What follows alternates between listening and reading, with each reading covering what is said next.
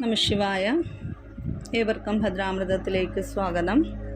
ശ്രീ മഹാഭദ്രകാളി സഹസ്രനാമ സ്തോത്രത്തിൻ്റെ 3-ാം ഭാഗം വരുന്ന നാമങ്ങളുടെ വിവരണമാണ് ഇന്ന് നമ്മളിവിടെ പറയുന്നത്.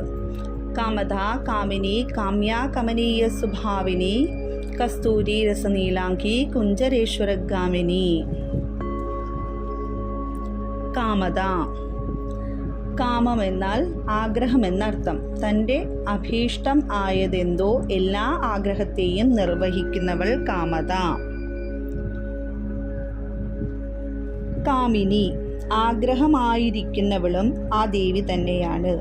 പ്രണയിനിയായും മഞ്ഞളാൽ സുന്ദരിയായും നാനാവിധ യക്ഷ ഗന്ധർവ കിന്നര മാനുഷാദികളിലും ജീവികളിലും കാമത്തെ നൽകി കമനീയയായിരിക്കുന്നവളും ദേവി തന്നെയാണ്. ആയതിനാൽ ലസത് ലാസ്യവിലാസിനി എന്നുകൂടി വിളിക്കുന്നു. ഭഗവാൻ മഹാദേവൻ പ്രചണ്ഡ താണ്ഡവമാടുമ്പോൾ ഭഗവതി ലാസ്യവതിയായി കാമിനീഭാവത്തിൽ വിരാജിക്കുന്നു.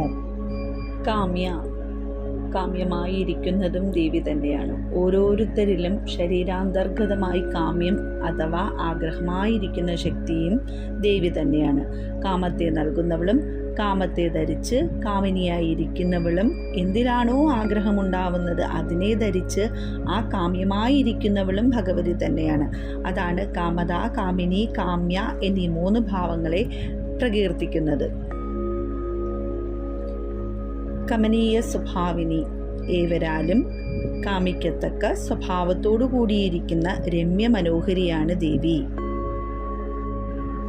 കസ്തൂരി രസനീലാംഗി, ദേഹത്തിൽ സർവാംഗങ്ങളിലും കസ്തൂരി എന്ന ലേപന ദ്രവ്യത്താൽ സുഗന്ധിയായിരിക്കുന്നവളെന്നും ചിലയിടങ്ങളിൽ കസ്തൂരി രസലിപ്താംഗി എന്ന് പക്ഷമുള്ളതിനാൽ അപ്രകാരം അധരങ്ങളിൽ കസ്തൂരി രസമി എന്ന ഭഗവതി എന്നർത്ഥം കൽപ്പിക്കാം. കുഞ്ചരേശ്വരഗാമിനി, കുഞ്ചരേശ്വരൻ എന്നാൽ ഗജശ്രേഷ്ഠൻ എന്നർത്ഥം. മത്തമതമാതംഗ ഗജങ്ങളിൽ ശ്രേഷ്ഠനായവൻ ഇന്ദ്രവാഹനമായ ഐരാവതേശ്വരൻ.